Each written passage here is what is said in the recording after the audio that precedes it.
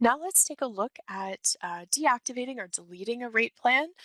We often get this question when you're looking at cleaning up some of the rate plans and rate list inside the rate wizard, looking ahead to future dates. If there's a rate plan that you don't need, we often get this question if you can delete the rate plan from the rate wizard. And the answer is no, but you can deactivate a rate plan.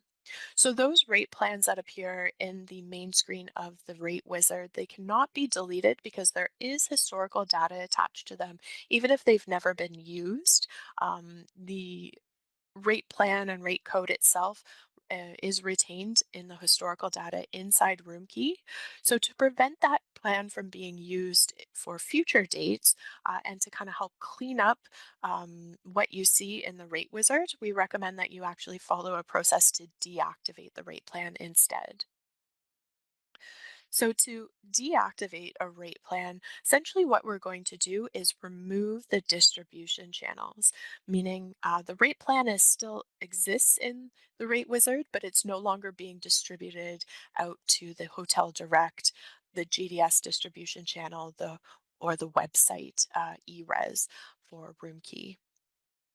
So effectively, this prevents the rate from being used for any arrivals or future reservations. Now, if you are deactivating a rate plan that is still in use, you may have reservations that are still arriving for future dates. And we don't recommend that you follow these steps. Instead, what you might want to do is simply close the rate, following those steps that we looked at, how to close a rate plan for future dates until all of the guests have checked in and checked out.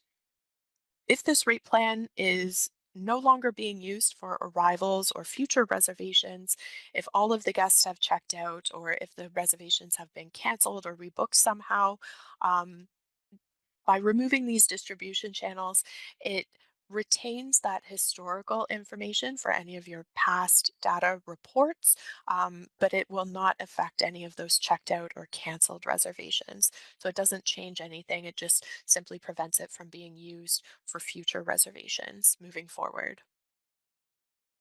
So let's take a look at this process inside the rate wizard. First, you are going to select the rate that you want to deactivate. In this case, I'm going to select the daily rate. Just take a note that it's currently distributed out to the hotel website, the GDS distribution channel, as well as available Hotel Direct.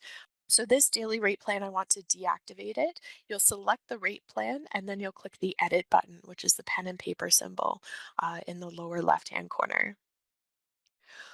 You'll get the update rate pop up on screen, and in the top of that screen, you'll be able to remove the check marks from those distribution channels. So step number 3 here, what you'll see is that I've removed all of those check marks. The other thing that I like to recommend is in the rate name, you can add the letter Z or Z or X to indicate that this rate plan is deactivated. By adding a letter from the end of the alphabet, that ensures that this rate plan will be pushed down to the bottom of the list in the rate wizard itself. So you can add those two things in step number 3. Once you update the rate name and remove those distribution channels, you'll then click the update button in the bottom left-hand corner. Once a rate plan has been deactivated, it will still show up in this list in the rate wizard when you open it up. But what you'll notice is that it's typically appears at the bottom. Like I said, from that alphabetized list, you want to add a letter like Z, Z, or X. Um, so it ensures that it appears at the bottom there.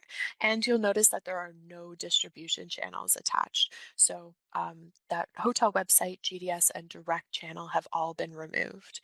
And this rate can no longer be booked for future reservations.